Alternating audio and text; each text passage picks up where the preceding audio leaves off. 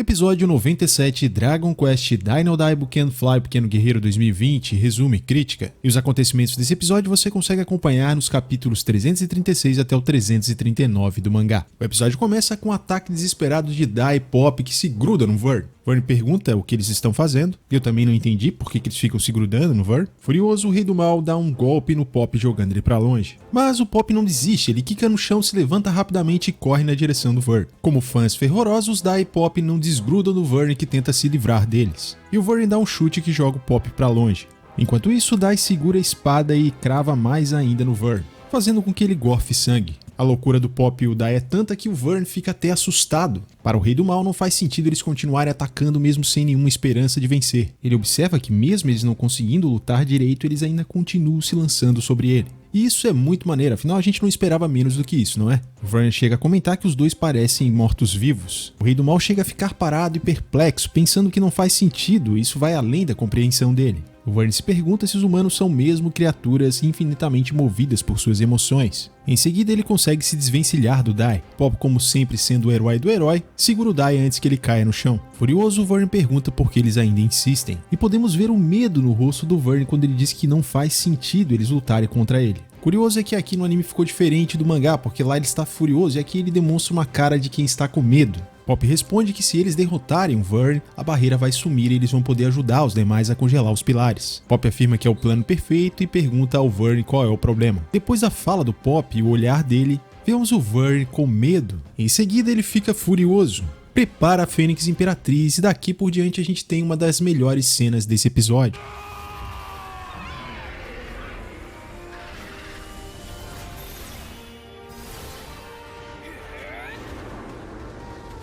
Eu retiro o que eu disse, é uma das melhores cenas de todo Dragon Quest. Meus amigos, Pop conseguiu simplesmente dissipar a Fênix Imperatriz, deixando o Vern aterrorizado. Pop fica surpreso consigo mesmo e fica orgulhoso de seu feito, dizendo que acha que ele é mesmo um gênio ou algo assim. Enquanto o Vern continua chocado, Dai surge para atacá-lo, e ao mesmo tempo ele diz que o Pop sempre foi um gênio. Vern tenta arrancar a espada, mas não consegue. Dai aparece agora mais motivado e parece ter recuperado parte da sua força, acertando um belo soco no Vern. Dai constata que sua espada está fincada no Vern por vontade própria. Vern revida com um soco ainda mais forte do que ele recebeu, mas Dai volta rapidamente e os dois passam a trocar golpes. Em seus pensamentos, Dai conclui que se todos os três corações se curarem, o Vern vai conseguir regenerar seu braço e voltar a usar a postura do céu e da terra. E a espada do Dai está lutando para impedir que ele faça isso. Vern golpeia e o Dai consegue bloquear o ataque e forçá-lo para trás, enquanto em pensamentos diz que ninguém desistiu.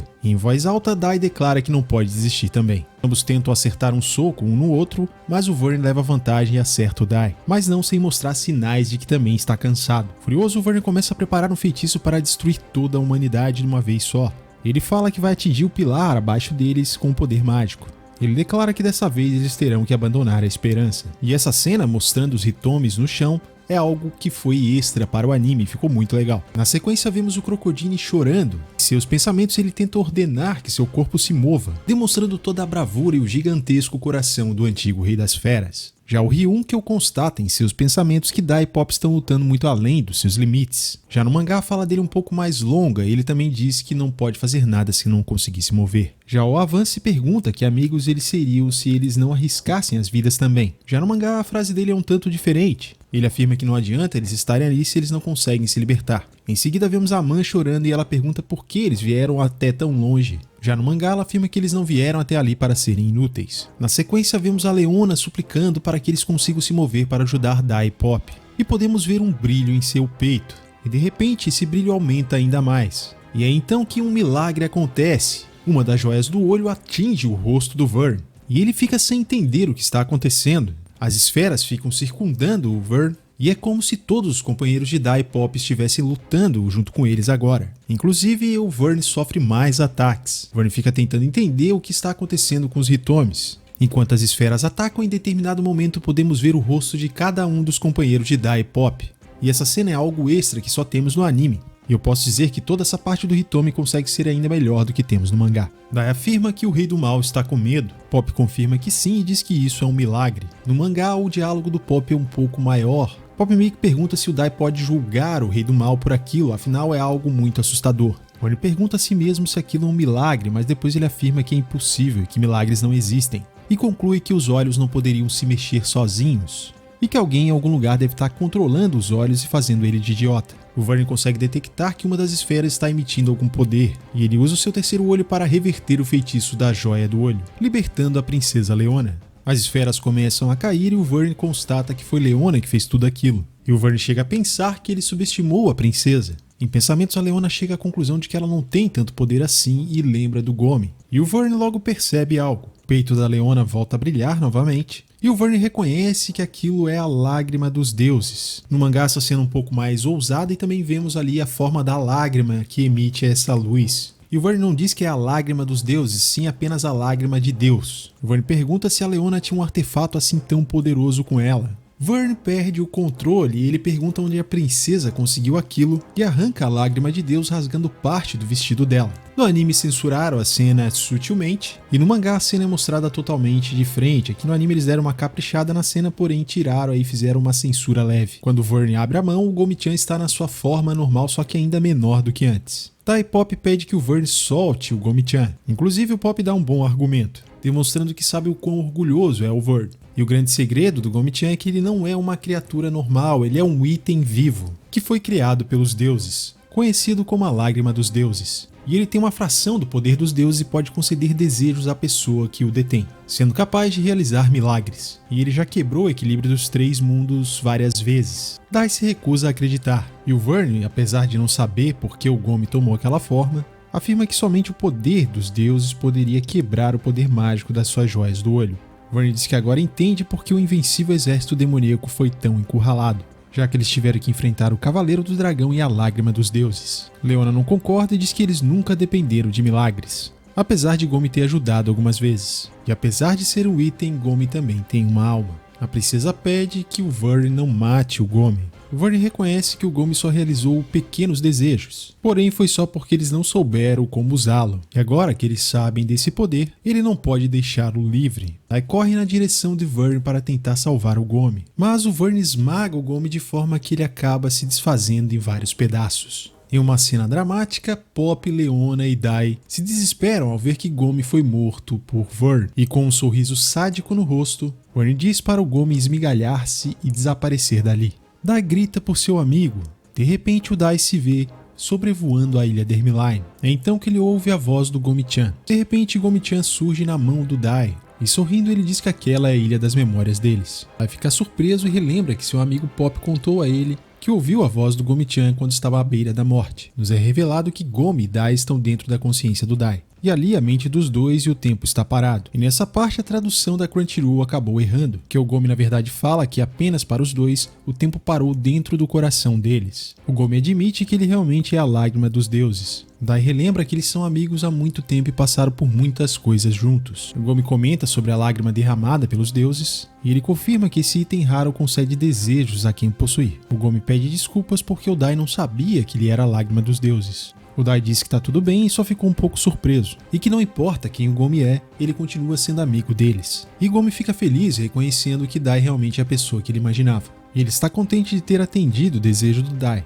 embora o Dai não se lembre. Gomi conta que a lágrima dos deuses tem o poder para identificar desejos malignos, e não concedê-los. Depois de realizar seu último desejo, Gomi ressurgiu na ilha, e aquele era o lugar mais puro do mundo. E o Dai compreende por que foi na Ilha dos Monstros. Afinal, nem todo humano é uma pessoa boa.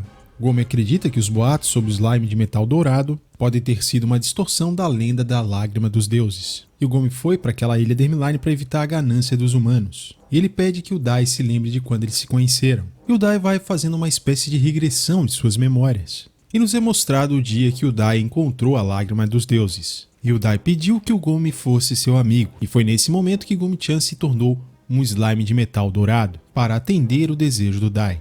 Ao ouvir isso, Dai se emociona. Durante todo esse tempo, Gomi estava realizando o desejo do Dai. Gomi diz ao Dai que esta é a hora de dizer adeus. O Gomi voltará a ser uma lágrima dos deuses. Gomi irá se regenerar no mesmo tempo que ele gastou para cumprir o seu desejo. E segundo ele, isso levará mais de 10 anos. Gomi não se lembrará do Dai e dos outros. Ele chora e diz que isso será uma pena. Ao mesmo tempo que chora, Dai chama o nome do Gomi. E ele responde dizendo que já estava quase sem poder mesmo. Durante as aventuras, o Gomi estava realizando o desejo de todo mundo sem perceber, e ele cogita que foi por isso que o corpo dele acabou encolhendo. Mas ele diz que tudo bem porque eles se divertiram juntos naquele tempo. E nos é mostrado alguns dos momentos da jornada dos dois juntos. O Gomi começa a encolher ainda mais o Dai pede que ele não desapareça. Em uma cena emocionante, o Gomi sai da mão do Dai e diz que por ele e por todo o pessoal, Gomi tentará usar seu poder. E ele pergunta qual o desejo do Dai. O Dai responde que o que mais ele deseja agora é unir os corações do mundo inteiro, nem que seja por um tempo, do mesmo modo que Merle e Pop. Dai quer poder dizer ao mundo tudo o que eles sabem, e o Gomi diz que vai tentar com o que restou de seu poder, mas ele pede que o Dai o perdoe se ele não conseguir. Gomi-chan dá adeus ao Dai como se fosse uma estrela no céu, enquanto Dai corre como se tentasse alcançá-la, chamando pelo Gomi. Dai chora muito até que ele dá o grito mais alto de todos chamando pelo Gomi. E é dessa forma que se encerra essa emocionante cena. Como sempre, tem algumas diferenças de diálogos em relação ao mangá, mas é culpa da tradução da Crunchyroll. O Dai retoma a consciência no campo de batalha, e vemos fragmentos do Gomi espalhado pelo chão, enquanto Vern diz que falta pouco para a detonação, e que dessa vez ele tem certeza que toda a esperança foi eliminada. Uma diferença em relação ao mangá é que no mangá mostra o Dai correndo e caindo após ele tentar ajudar o Gomi. Na sequência, Dai ouve vozes incentivando para que ele se levante, e o Dai fica muito surpreso. Vemos um grupo num lugar muito frio correndo, dizendo que os pensamentos do Dai chegaram até eles. E o líder desse grupo diz que até naquele fim de mundo do norte tem um herói, mesmo ele não sendo de verdade. Ao ouvir aqueles heróis farsantes, Dai se deu conta de que Gomi-chan conseguiu realizar o seu último desejo. A voz dos corações de Dai e seus amigos chegou até os farsantes, provavelmente a todos que Dai e os outros conhecem. E eles reconhecem que Gomi-chan era mesmo um tesouro incrível. E eles têm a cara de pau de dizer que deveriam ter se esforçado mais para capturá-lo, e seguem rumo ao pilar daquela região. O Apollo se comunica com Dai avisando que ele está congelando o pilar da ilha de Barugo, que eu costumo chamar de Valg mesmo. E a Marinha avisa que ela está cuidando do pilar do oeste de Papúnica, e ela pede que o Dai não desista. É mostrada várias pessoas que de fato conseguiram ouvir os corações de Dai e seus amigos. Nova percebe que ele consegue sentir os corações de todas as pessoas do mundo, e o mundo está unido num só. Pop e Leona também chegam à mesma conclusão, e que todos que podem estão indo para os pilares. Pop pergunta a Merle se eles não estão delirando, e a Merle confirma que todos ouviram. Pop vibra de felicidade, e o Vern já tenta jogar uma água fria, dizendo que aquilo é impossível, até que uma luz começa a aparecer e iluminá-lo, e essa luz é Gomi-chan que realizou o desejo do Dai no último instante, unindo os corações de todos do mundo. E por fim, Dai afirma que esse foi seu desejo. Vern fica chocado, e em volta deles diversas partículas do Gomi-chan ficam brilhando. A torre do Vern fica completamente iluminada. E nessa bela imagem exclusiva para o anime, podemos notar que as nuvens em volta da torre e a iluminação causada pelos fragmentos do Gomi-chan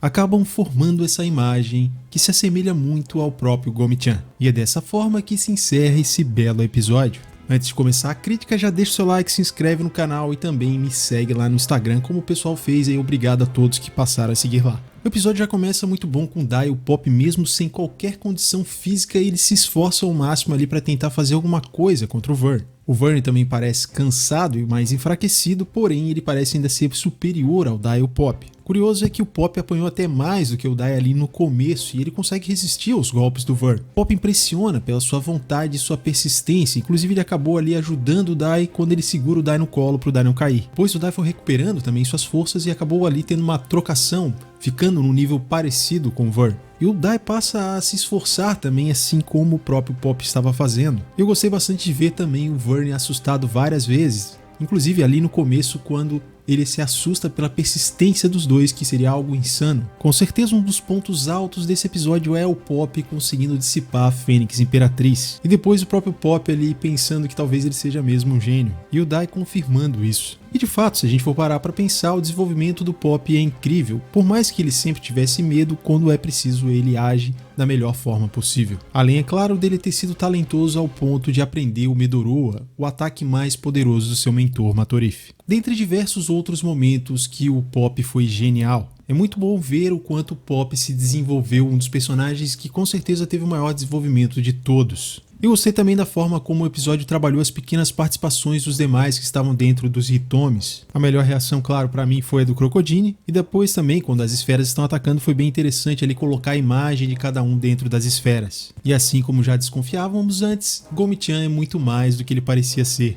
tendo uma grande importância em toda a jornada de Dai e seus amigos, ajudando todas as vezes que foi necessário, além dele ser amigo do Dai durante todo esse tempo. E quem diria que ele tinha tanto poder assim? Eu imagino que ainda que o Dai soubesse do poder que o Gomi-chan tinha, ele não iria usá-lo para realizar um desejo e fazer com que ele sumisse. Afinal, o Gomi também era um companheiro dentro desse grupo e para o Dai era um amigo muito importante. E essa parte do Dai dentro da consciência dele junto com Gomi-chan foi também um dos pontos altos desse episódio, entregando bastante emoção e cenas muito bonitas. Aliás, o episódio tem várias belas cenas. Foi aí uma bela despedida do Gomi-chan. Apesar de ser triste o fato de que ele não vai se lembrar mais do Dai e dos outros, ele vai conseguir reviver e ele também se despediu como um herói, usando o poder que restava a ele para realizar o último desejo que o Dai lhe pediu. Uma coisa interessante que até me falaram no Instagram, um spoiler que eu não tinha percebido que tá também na abertura do anime, que são todas as pessoas ali unidas, e era um spoiler desse episódio aqui. E essa mobilização de todos acabou me lembrando quando o Goku fez a Genkidama e pediu a energia de todos da Terra. Porém aqui é uma situação que exige ainda até mais das pessoas, já que não basta só erguer as mãos para doar energia.